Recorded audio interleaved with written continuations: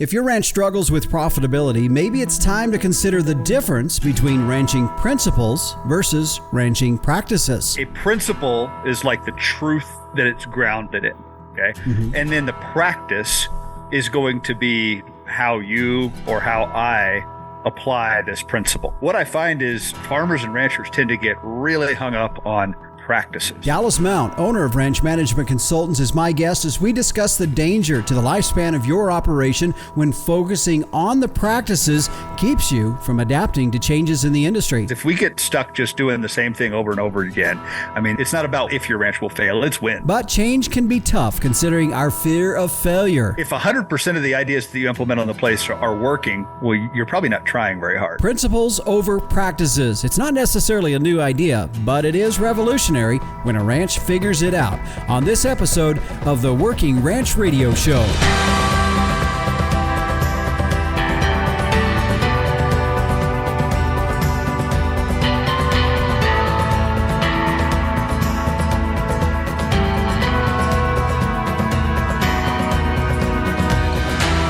This is the Working Ranch Radio Show, and we welcome you. I'm Justin Mills. Glad to have you tuned in for our program. If you're listening, you are listening in one of the 83 countries that our program hits each and every week when we hit the broadcast button here in the Working Ranch Radio Studios. Glad to have you joining us. A few weeks ago, in fact, did a shout out to our friends listening down in Australia, and today a special shout out to our neighbors up to the north, those listening in Canada. Glad to have you tuning in each and every week as you do. And for all of you, we hope you got your July up underway in good fashion. It's been an interesting weather situation for folks all across the country this year. For some folks, it's been cooler than normal. For other folks, a little hotter than normal. Meteorologist Don Day will be stepping in towards the end of our program here today and giving us an update on what he predicts to be the look of the weather here for the next 7 to 10 days out. So be sure to join us at the very end of our program when meteorologist Don Day joins us. Up today, though, we are going to have Dallas Mount. He is the owner of Ranch Management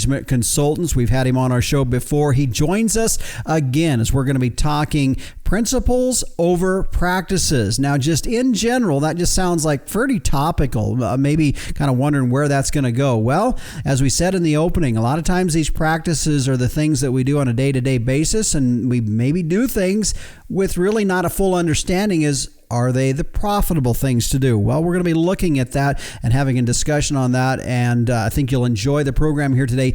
Definitely one that will be a thought provoker and a show that you'll probably want to go back and listen to again. By the way, you can do that by going to our podcast site at workingranchradio.com. Now, before we get too far, I wanted to mention this. I got an email from Kayla Walker, who's the Director of Programs for the Society of Range Management. Earlier this year, we had them on as we were talking about their Good Grazing Makes Sense program. Now, they're going to be hosting an event coming up. I realize this is really short notice because it's this coming week, Tuesday, July 11th in Reno, Nevada, and it's in conjunction with U.S. Cattlemen's Association's summer business meeting, and it's entitled From the High Desert to the Hill, and it's going to be a discussion on public grazing regulations, and it's not just a discussion amongst ourselves. We're going to be some top agency leaders there, including BLM Senior Policy Advisor Errol Rice and USDA Farm Service Agency Administrator Zach Ducheneau. So two folks that will be there as part of that discussion. We know we've already had a lot of news out there in regards to some of the decisions the BLM is making on grazing decisions. So two administrators there, agency leaders that will be there to talk about that and to be able to bounce some questions off of. Again, that will be this coming Tuesday. It's going to be at the Silver Legacy Resort Casino beginning at 8:30. That is Pacific time. If you'd like more information, you can go to goodgrazing.org and find out more information on that. Right now, I would like to thank our sponsors of the Working Ranch Radio Show. Allflex cattle identification and record keeping should be easy, and now you can tie your visual tag, your EID tag, and your genetic data to one management number with the Allflex match sets. Find out more at their website at allflexusa.com. Inherent Select from Zoetis, providing commercial cow-calf producers producers with genetic insights to make replacement female selections and breeding decisions. If you want to find out more, their website is inheritprogress.com. The American Gelbvieh Association, a highly fertile, moderately framed cow that raises high-performing calves even in tough environments. Now that's doing more with less. The Gelbvieh cow's efficient use of resources make her the picture of sustainability in today's modern beef industry. Find out more at gelbvieh.org. And MLS tubs. Don't gamble with fly control this summer. MLS tubs are a sure bet. All kinds of tubs for all kinds of needs. Learn more about MLS tubs at mlstubs.com. And finally, Tank Toad, your remote water monitoring systems, all from the convenience of your phone, powered by solar, satellite, and cell. To find out more, you can give them a call at 801-252-6135 or check them on their website at tanktoad.com. It's what we use here on the X-Ring Ranch. Well, the Captain, Tim O'Byrne, is on the road this week. He is up in Calgary, Canada for the Beef Improvement Federation Convention. Sounds like he's had a good time and a lot of great information. He's been shooting emails back and forth about some of the speakers he's heard, some of the information. So I'm looking forward to visiting with him about all that he heard there in Calgary for the latest Beef Improvement Federation's convention. He'll be back next week, so be sure to tune in next week as he will be back on for his edition of Tim's 2 Cents. Well, stay with us. We'll take a break here. When we come back, we'll get into our featured topic here today as we are talking principles over practices. If you're scratching your head a little bit, well, stay tuned. You're going to find out what all that means when we return on the Working Ranch Radio Show.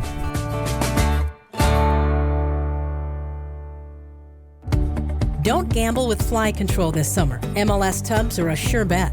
MLS high-performance, low-moisture cooked molasses tubs provide controlled, consistent supplement delivery to your cattle, horses, sheep, and goats. MLS takes pride in their line of products that are proven to lower your feed supplement costs. All kinds of tubs for all kinds of needs. Learn more about MLS tubs at mlstubs.com.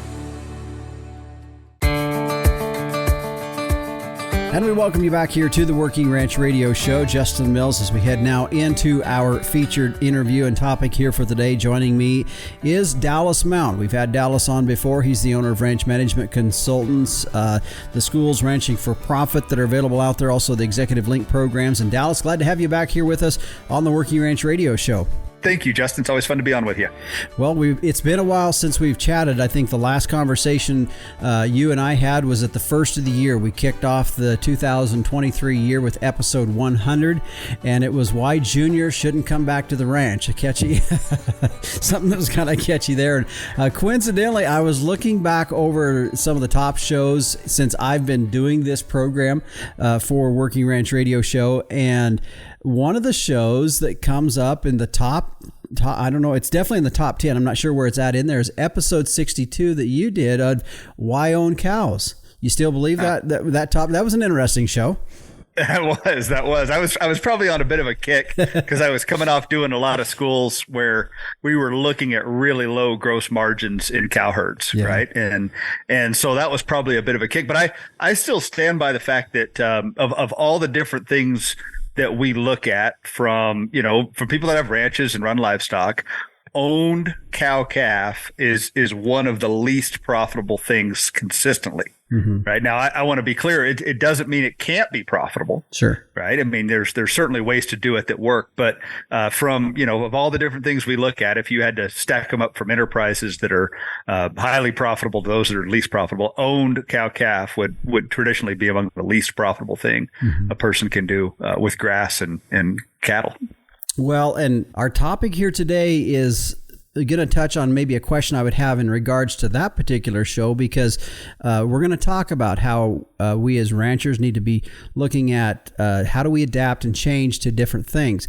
And as we were getting on before we went on air here, and we talked about our title of our show today, you said, "Boy, I don't know if that seems too scholastic, or so it doesn't sound real catchy. Our title, Principles Over Practice," and I said, "Well, I didn't mind it. I didn't think it was too bad, but it's definitely not as catchy as the last shows you've done, but as you and I go ahead. I don't want to be academic with, standing with my white coat on and my spectacles, right? Yeah. So I like to keep things a little grounded, but yeah. I thought it sounded fine. I think it'll be a good show because I understand where you're coming from a little bit, but I want you to go a little bit more.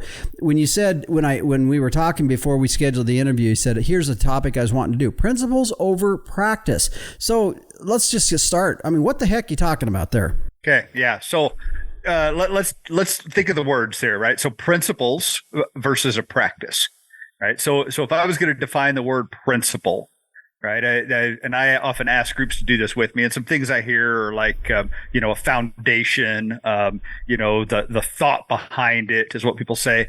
And the thing I really like is when somebody uses the word a truth, right? To me, that really speaks well to it. So a principle is like the truth that it's grounded in.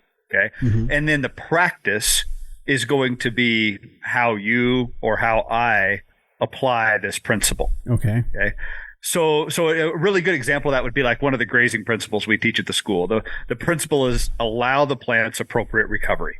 So like when we're working with clients down, Florida, Louisiana, South Texas, right? Appropriate recovery for them might mean 30 days, right? 35 days, mm-hmm. right? We get up into the drier parts of the world and you say, okay, I'm going to graze this plant in June. What does appropriate recovery look like? And for many parts of the world, that means not till next year, right? Or sometimes even longer than that. There's some people that are saying, hey, like 18 months is what's appropriate in my environment. So the principle would be allow the plant's appropriate recovery. The practice, how you apply that, can look extremely different with your ranch, with your environment, with your challenges, with your goals. Mm-hmm. So that's what I mean is let's keep our conversation focused on principles, mm-hmm. and we can discuss and debate principles and dive into them and dig in. And then when it comes to, okay, now how am I going to apply this principle on my ranch, right? That can look all over the board. But what I find is farmers and ranchers tend to get really hung up on practices. Mm-hmm. Well, and I know as we were talking before we went on air, you said, one of the things that you really see as folks are coming to your schools and as you're visiting with folks out in the countryside is it's almost like everybody wants this, let me just buy this management package off the shelf and then boom, my ranch will be profitable. And it's not quite that simple. It's not that simple. It is not that simple. But I think that's kind of the way we're trained to think, from early on is like, okay, what do you use, right? What do you do? What do you, how long are you grazing here? Or what kind of animals are you running? What breed of cattle are you running? What bulls are you using, right? All these practices that people get caught up in, and they feel like if I could just find the right combination of these practices, then I can just go on autopilot and follow the recipe every year and the ranch will work. And it's not near that simple. I mean, when I was with Extension, the phone would always ring and one of the common questions would be, what do I plant or what do I spray this with? Right. Those would be probably the two most common questions is, hey, I've got this field out here that's looking really bad. What should I plant? And I'm like, well, what do you mean? Well, I've got these, horses that I'm trying to graze on this thing and all, none of the grasses are keeping and all the weeds are coming on. So what do I need to plant? Okay. Well, obviously anybody that knows anything about, these things is what they plant is really irrelevant, right? I mean, if they don't get their grazing right, if they don't allow recovery time to happen, what you plant doesn't matter. But yet that's what they were looking for is hand me the solution in a bag, in a bottle, in a block, right? Whatever the thing is, let me write you a check for it, and then I'm going to go on down the road. And it frustrates me that people aren't asking better questions, right? Aren't looking for, okay, what's the underlying cause of why this is going on, or what's the principle, and then figuring out how do I apply that principle to help me get to a better place. Mm-hmm.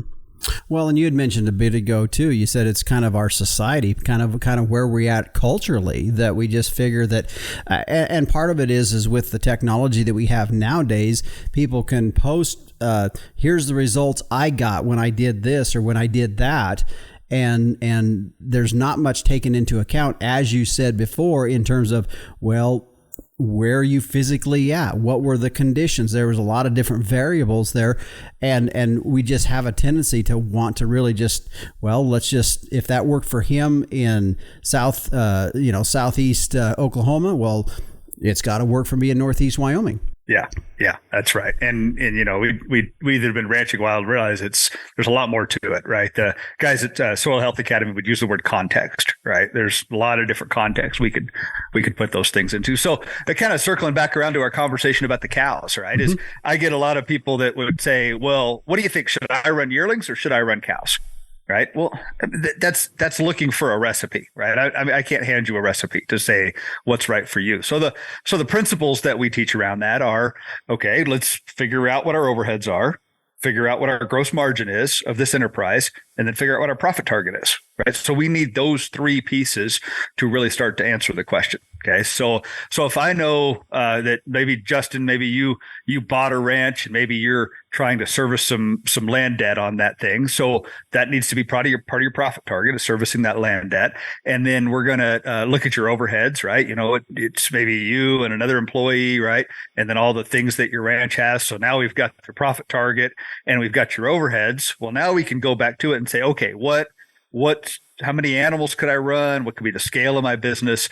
And then what kind of gross margin do I need to hit those targets? Right? If we can do that gross margin with a cow herd that you've got on hand, well, then who am I to tell you shouldn't run cows? Right? I mean, if you can achieve your targets with those things, that's what you want to do. That's what that's what your passions are, and knock yourself out. Right? If we get to that answer and you're showing me a gross margin that's $250 a cow, but we need a $500 gross margin to hit these targets. Well, it's back to the drawing board for you, right? Because now we need to plan that thing out. So that's part of what I mean when I say let's look at the principles and then let's figure out how to apply those to the situation. Yeah. So back to those real quick. The principles, you said overhead, gross margin. What was the third thing you'd mentioned? Profit target. So, and those, I mean, that would be the starting point really. And then we start to analyze, okay, enterprise mix. Is that kind of what you're saying? Yes, you got it. So we're going to figure out what is the profit target that you need to hit. And some of that might be related to debt service. Some of that might be, hey, I want to put away X amount per year for retirement, right? Or those kind of things. Some people's profit target might be zero, right? If they would really be content and happy with nothing in profit, well, that's for them to decide, not for me to decide, right? So what's your profit target? What's the overhead structure of the ranch? So then we add profits plus overheads, right? So then that number, so if you've got a $100,000 profit target, your ranch is $300,000 of overheads, the things to keep the doors open on the ranch. So now we add those two together, we got a $400,000 gross margin target. Okay, so that's what we need to service with gross margin from the animals. So keeping the math simple, if you've got a cow that produces a $400 gross margin, if we can run 1,000 cows on your place, we're there, right? So we're gonna cover those things. If you have a $400 gross margin, you tell me, well, I'm only sized to run 500 of them, right? Well, in order to hit those, we need to figure out something that's got an $800 gross margin target, right? So that's kind of how we use that when we look at the economic principles and how do we apply those to a situation. Okay. All right. Interesting. Dallas Mountain, my guest today. He is owner of Ranch Management Consultants. We're talking the overall title is Principles Over Practice. We've got a lot more to talk about as we look at this. We've already talked about a few things that give us a basis. We're going to expand in that to a little bit further when we come back here on the Working Ranch Radio Show.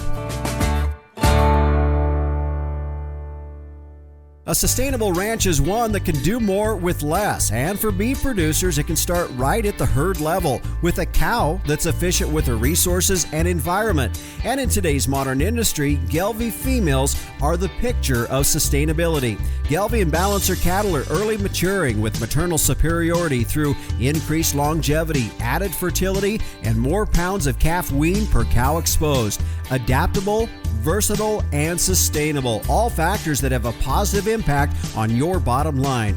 Gelbvieh influenced females, the smart, reliable, and profitable maternal choice for achieving sustainability in today's modern beef industry. Be sustainable, breed Gelbvieh.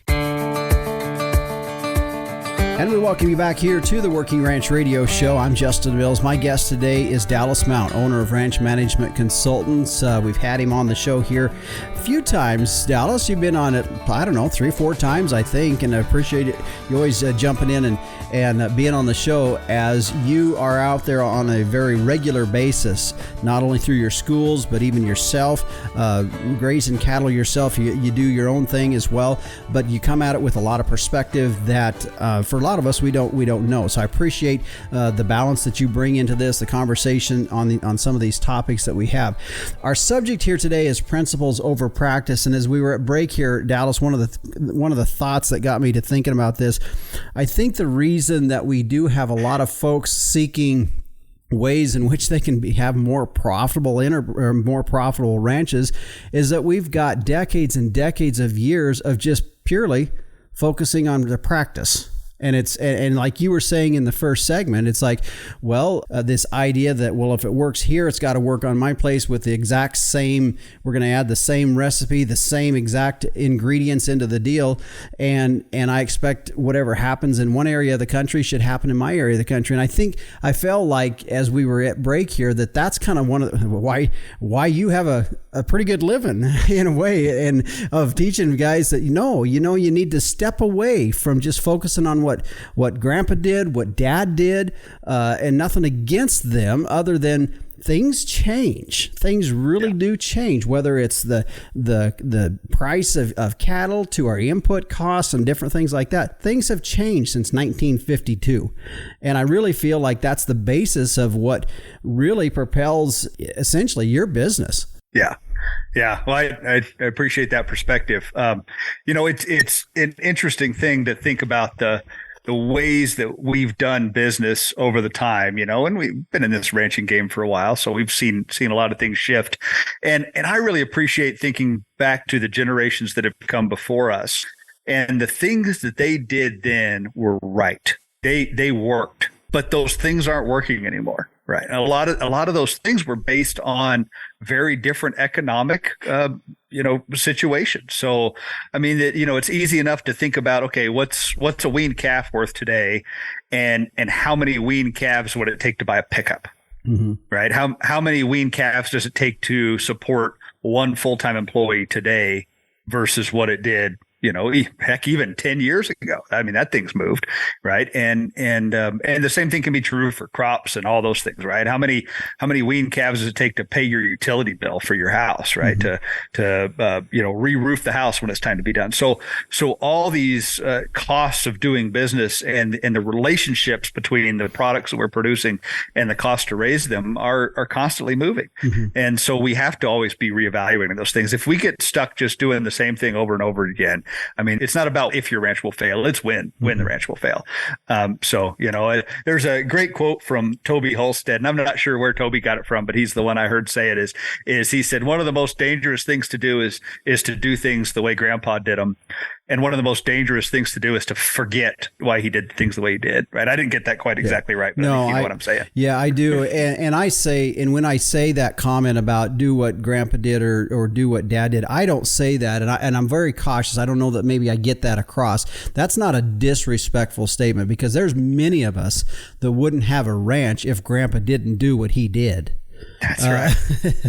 Right. So it's with a lot of caution I say that. However, like you said, things change. Things have changed. Just for example, the way my dad marketed cattle, he marketed cattle the best way there was at the time, to where how I market cattle are different because times have changed. Technology has changed, and that's just part of that deal. So back to our conversation as we were talking about that a bit ago in the first segment, you were talking about some of the economic principles, such as our overheads, knowing what our overheads, identifying those overheads, knowing what our what do we want to, how profitable we want to be? What's that target goal? What's that going to be? That's a principle. And then gross margins as well. Let's get into gross margins a little bit and define that just a bit. Okay. Yeah, I'm glad you asked that, because that's not a term that's commonly used in agriculture. Unfortunately, I'd love to change that. I mean, I wish that was the common coffee shop talk. Is what's your gross margin on this set of cows, right? Or what's your gross margin on this field of corn, right? But let's define that. So the way we do gross margins and the way we teach people to do it at the Ranching for Profit School is step number one: we figure out our gross product. Okay, and gross product is the value of our production. Okay. Let me give you an example of gross products so that it makes sense. If I'm going to go out and buy some stocker calves in the spring, and I buy $100,000 of stocker calves in the spring, right? Bring the truck in, open the door, turn them out, and I'm going to sell these stocker cattle in the fall. So in the fall, I go out there, I gather up what survived the year, put them on a truck, and I sell them. And I sell $130,000 of calves in the fall. Okay. So I bought 100,000, sold 130,000. The gross product is the value I created. Okay. Now I didn't create 130,000. I bought 100,000 of that, right?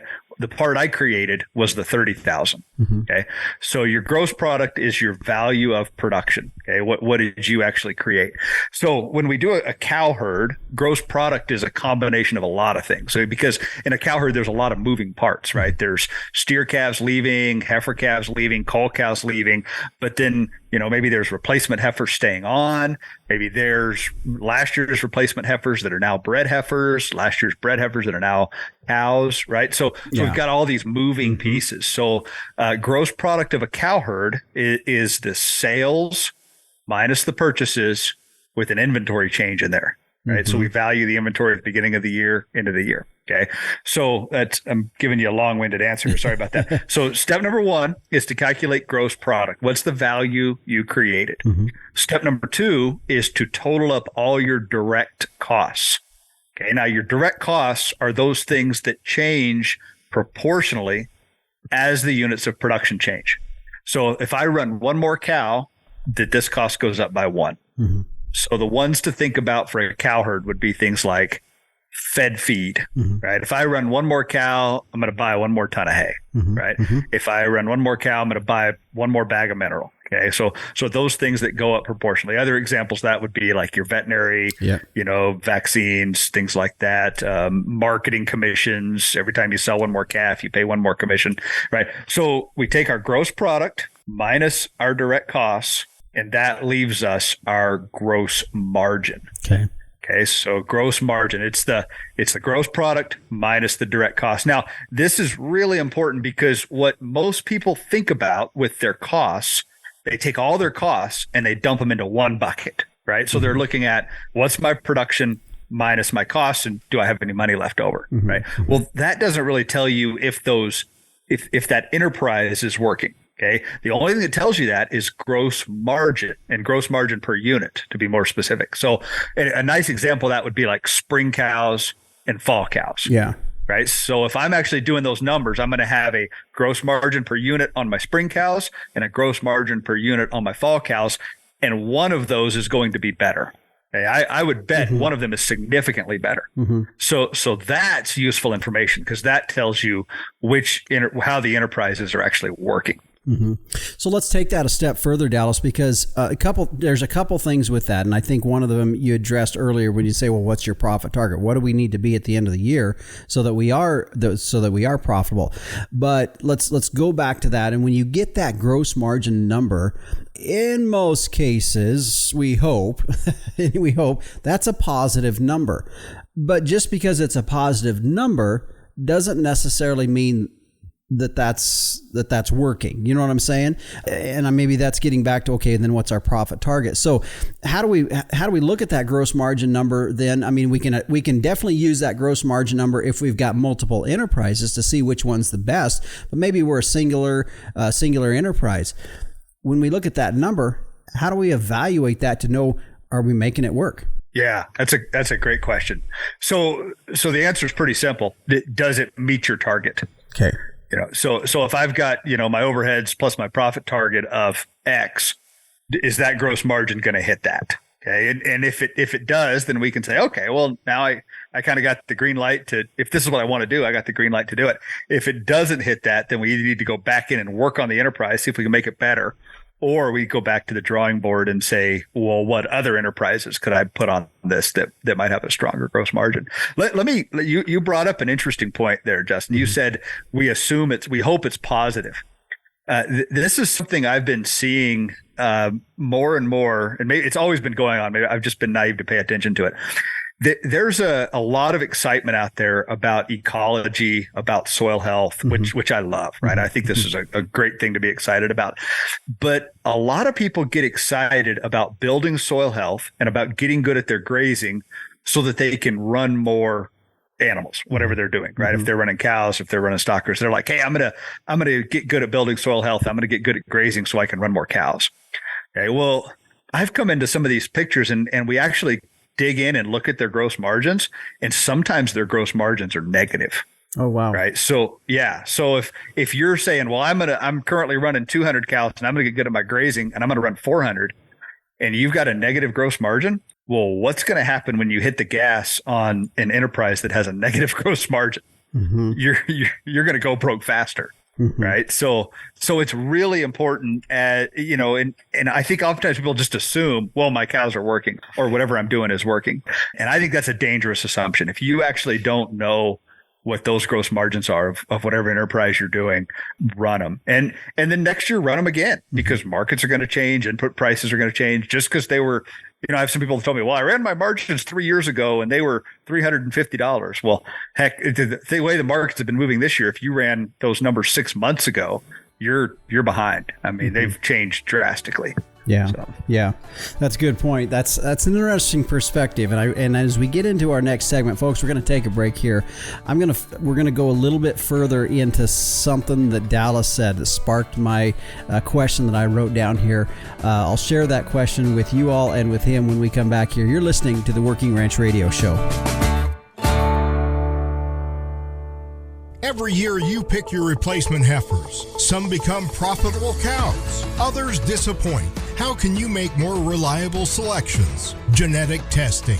Commercial cow-calf producers like you are using Inherit Select from Zoetis. You gain valuable predictions, including cow fertility, size and soundness, feed efficiency, growth and carcass merit, as well as easy-to-use economic indexes. This improves your selection, breeding, and marketing decisions. Request a call from inheritprogress.com and ask about free TSUs to get you started.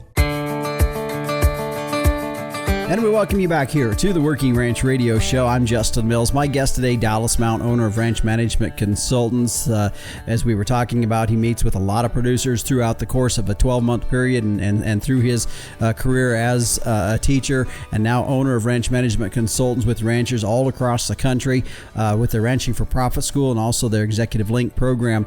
Our topic here today that we're talking is principles over practice. And as we were talking in the first segment, the element of applying principles, those principles can be applied to wherever you're at in the country, where practices could be a little bit different and you have to be adapting to those things.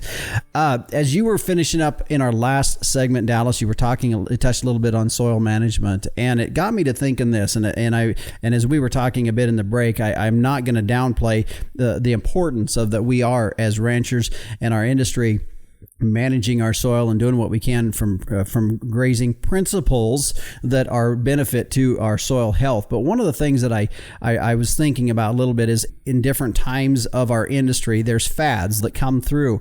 And I feel like as you were talking about that sometimes there's a focus on the fads, and when in reality, there's not a focus on the principles.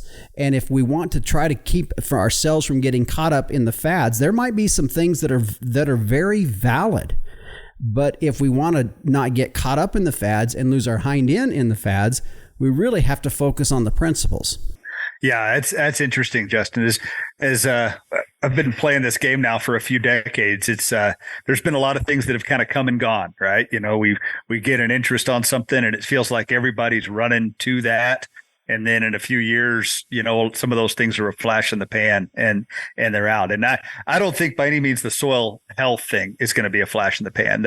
Yeah, some of the practices around the soil health stuff, we're probably going to learn, well, that was a distraction, right? But the principles, and I really want to take my hat off to the Soil Health Academy, Understanding Ag, that group that's come up with those soil health principles. I mean, those are truths, right?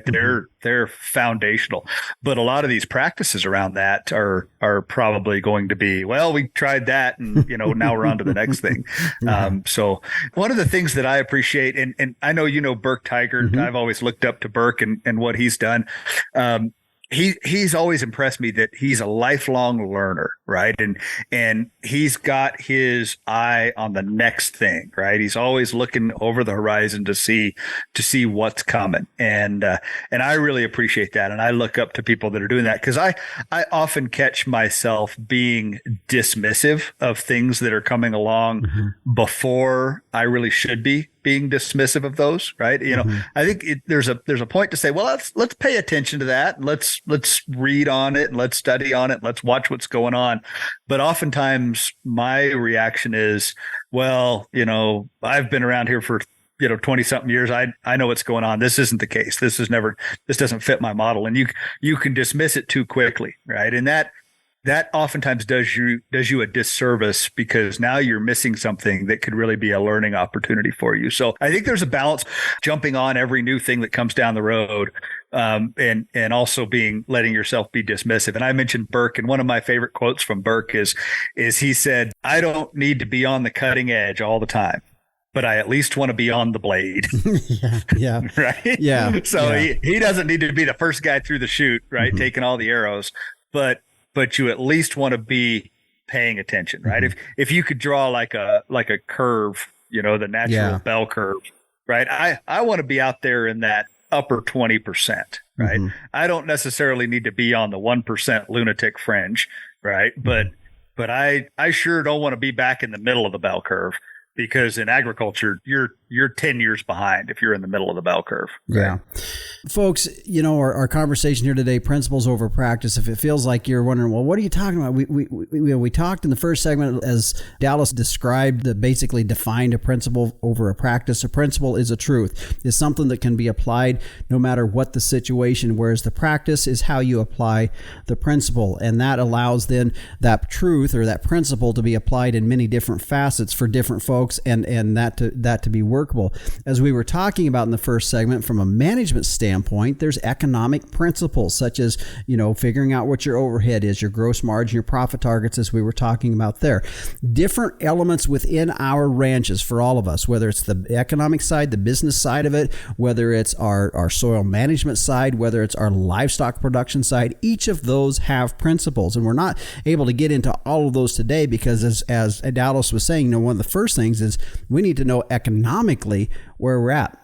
Dallas, let's step into one side. We were talking a little bit about soil health a bit ago. Let's talk about some grazing principles. As we know, we can't get into every facet of management here today on a ranching situation, but grazing principles do have a big impact in terms of our overall production of our ranches. Yes, let's do it. So we've got the 5 grazing principles that we teach at the school. These have been, these have been taught now for almost 40 years by ranch management consultants. I didn't necessarily come up with them. We have, as our instructors, sat down recently and reshaped these, reworded some things. We felt like, hey, this will make this a little bit stronger. So if these are different from what you guys have heard in the past, it's because we just kind of did a freshen up on these principles. But they're really very, very similar to what we've been teaching for the last 40 years. Okay, so let's just go through them real quick. And I think one of the beauties of principles is they work everywhere, right? These work in every environment. Okay.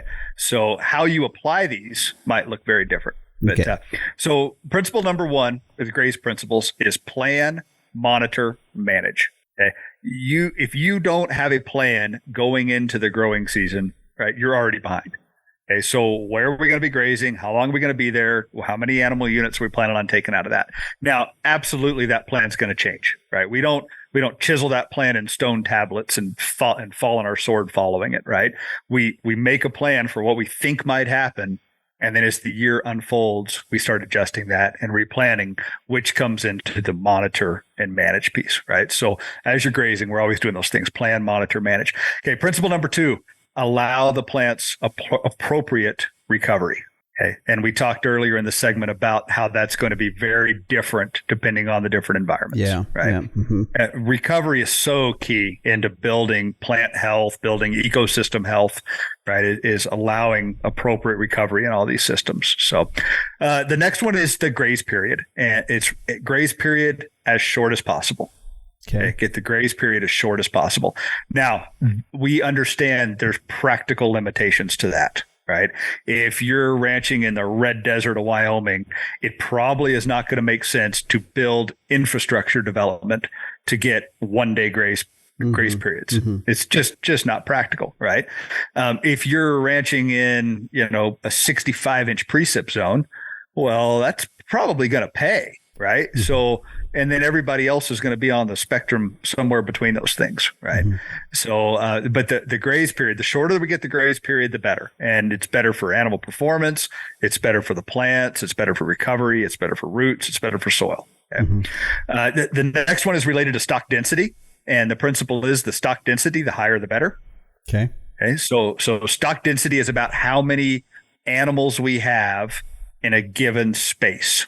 Okay. Mm-hmm. So it doesn't have anything to do. People often confuse stock density with severity of graze. Okay. We can have really high stock density and still graze things lightly. Okay. Mm-hmm. We can have really low stock density and graze things extremely heavy. Right. The example of that would be one horse on a half section of land. Mm-hmm. Right. Really low stock density, but they're grazing the same plants over and over and over again. Okay. So stock density, the higher, the better. Now, again, there's practical limitations here, right? Mm-hmm. If you're taking in, cattle that are not used to being managed this way, they're going to get very uncomfortable at really high stock densities, and you're going to cause animal stress. Right. And then our own abilities with stockmanship are often going to be a limiting factor of that. Right. Facility design are going to be limiting factors. Mm-hmm. So there's a whole bunch of things that are behind that. Mm-hmm. The last principle I'll give you today around the grazing principles are match stocking rate and carrying capacity. Okay. Stocking rate is a measure of our demand, and carrying capacity is a measure of our supply. So it's essentially saying we need a way to match supply and demand. Okay. And that in most all ranching environments that we work in, it's about being flexible. Mm-hmm. There's going to be years like the year you and I are having this year, Justin. I mean, we could be, calling in more trucks, right, to bring more critters because the rains have come right. Mm-hmm. They've come at the right time. Our temperatures have been great.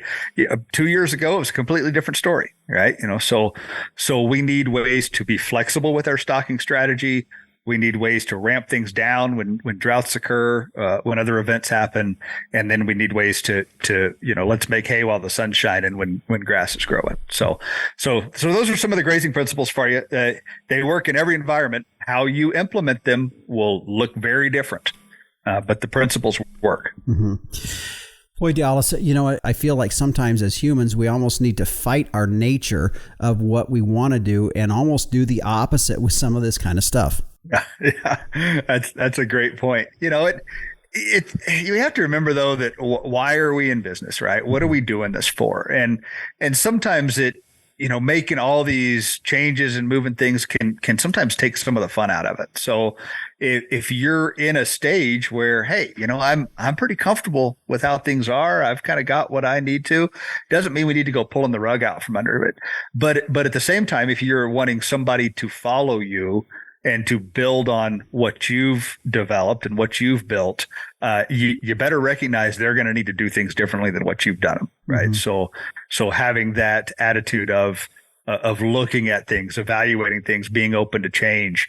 If we're all managing our businesses for just the enjoyment of the senior generation, well, right, those businesses aren't going to be around very long. Yeah. But if we're allowing some adaptivity in there and some new ideas brought in, and I wonder, I just thought of this. What percent of ideas implemented on the place should fail? I think that's an interesting question, right? If 100% of the ideas that you implement on the place are working, well, you're probably not trying very hard, right? Yeah. I think there should be a percentage of your ideas that you're implementing that you think, well, that was dumb. Let's go back to the drawing board. Well, and I think, and just that mindset of not being okay with failure stifles people. And I'm speaking from my own experience. I'm not pointing fingers at other people. I'm saying that's what stifled me sometimes of making a change. It's just, if I'm going to do this, I don't want to fail at it. And that's a terrible way to look at it. Yeah. There probably should be a percentage of them that don't work, or you're not getting deep enough into them, right? Yeah, exactly. Yeah, and when you said that, you're like, man, we should just know that there should be a percentage that's going to fail, and that's okay. Everybody needs to know that's okay to do that. So, as we look at this and wrap up here, Dallas, you were talking about just the principles stay the same, the practices can change for either location, part of the country or over time, the practices can change. And I feel, for some folks, they're like, okay, I'm willing to make those changes, or I'm willing to adapt these principles and move forward. They do that for 3 or 4 years, and then we just kind of slump back into that rut again of like, well, I got it figured out 3 years ago, so we're just going to keep doing that. And that would be the thing of, as you were mentioning a bit about Burke Teichert and saying always having a mind of wanting to learn. I think if that's the way we can look at our ranches, of always saying, okay, I'm always out there learning. I don't have it figured out. I'm always looking at ways to adapt and to learn. That's a very healthy mindset. Yeah.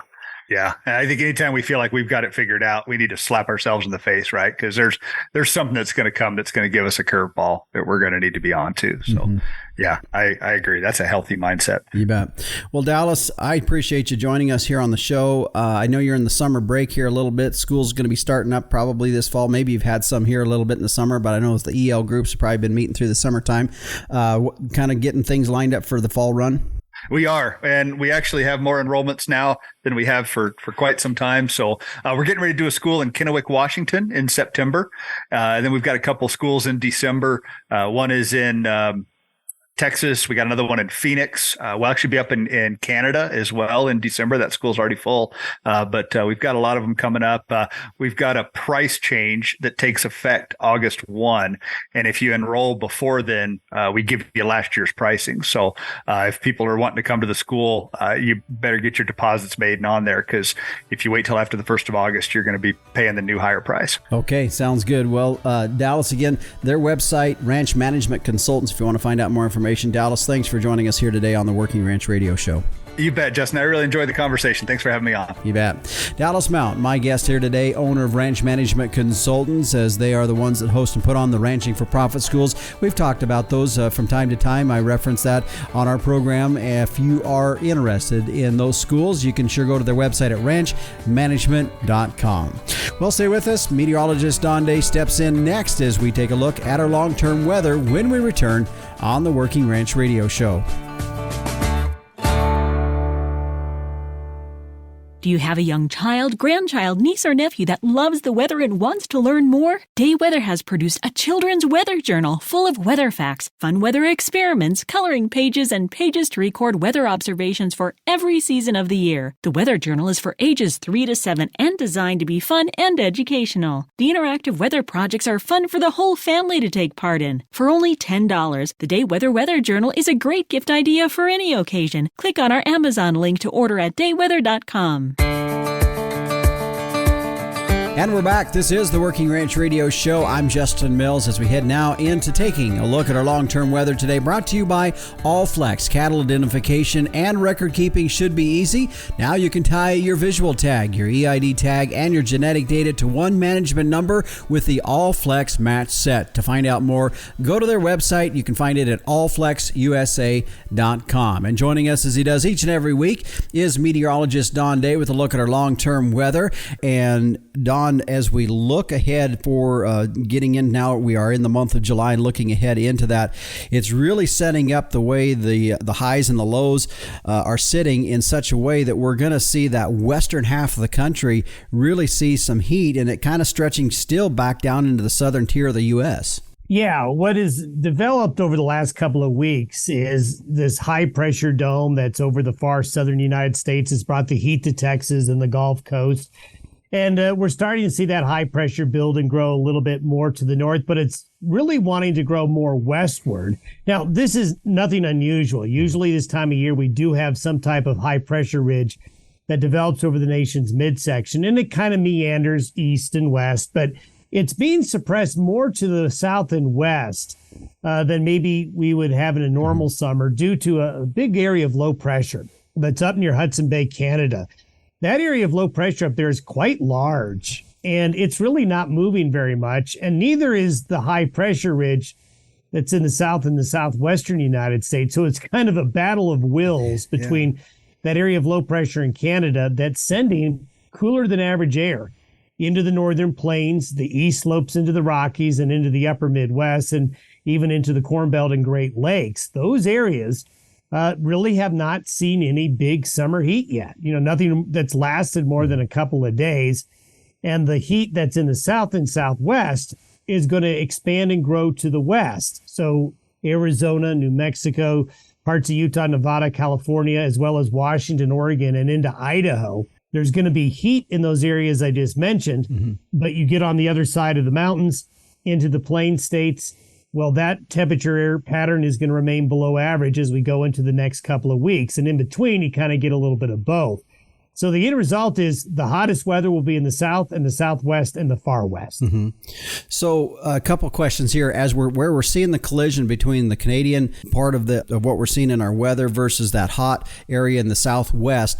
The in-between area that you were talking about east of the Continental Divide that's going to be cooler than normal. Are they also going to be seeing more moisture than above normal? Well, the answer is yes. And the reason for that is that it's right along that frontal boundary. And that where that collision of air masses is going to be is where we're going to see the best chance of showers and thunderstorms. So what that means is that a lot of the Dakotas, Nebraska, Kansas, eastern Colorado, eastern Wyoming and Montana, down into East Texas, and then across the central and southern Corn Belt states, it looks pretty wet. And that wetness is also going to continue into the southeastern areas of the United States. So basically from the plain states to the East Coast, in that cooler air is where the most active rain patterns are going to be. Okay, so then the second question with this moisture question would be, so you talked about starting to see a little bit more activity with the monsoon, with the way the weather is down and the movement of the atmosphere in the southwestern part of the country. While it is still hot, will it be seeing any moisture occasionally with that movement? Yeah, now one thing that is going to help along that monsoon moisture pattern is this heat. It sounds a little counterintuitive, but when you heat up the deserts like it's going on right now, that does create a natural area of low pressure near the ground that draws higher humidity air out of Mexico and Central America northward. And we see this. Now, we've been talking about how it's certainly off to a late start, and it is. But we do see that by this weekend, and into the early to middle parts of next week, I do see Arizona, New Mexico getting into a better chance of showers and thunderstorms. So it starts this weekend and it goes into next week, and gradually that moisture will start to spread more northward. But the placement of that high pressure ridge and that placement of that low up in Canada in the next week or two will really dictate where that best flow of moisture will be. Okay. All right. Well, that's a pretty good cover across the country here today on our weather. So appreciate you joining us here, giving us an outlook on what we're expecting to see here in the next 7 to 10 days. Sounds good. Again, meteorologist Don Day joining us each and every week as he does. His website can be found at dayweather.com, where you can find his daily video podcast that he kicks out every Monday through Friday morning. Our weather today brought to you by Allflex. Cattle identification and record keeping should be easy. To find out more, go to their website at allflexusa.com. Well, stay with us. Coming up as we wrap up our program, I'll tell you what's in store for next week's show when we return on the Working Ranch Radio Show.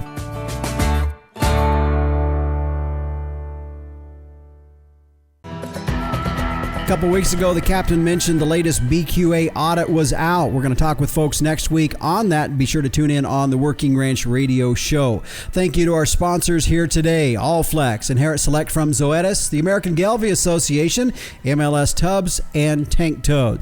The Working Ranch Radio Show is a production of Working Ranch Magazine, branded #1 by America's Ranchers. The summer issue is out. And if you don't have it, you can go to their website at workingranchmag.com and you can get your subscription started today. Always plumb full of great articles, great pictures. I encourage you to go through that. 150 years this year that the American Angus Association is celebrating. You can read more about it in the summer issue of Working Ranch Magazine. If you'd like to get a hold of me, you can do it by calling or texting my phone number 307-363-COWS or my email justin.workingranch@gmail.com. Join us next week at the same time. I'm your host, Justin Mills. And until next time, keep your chin down and your mind in the middle. So long.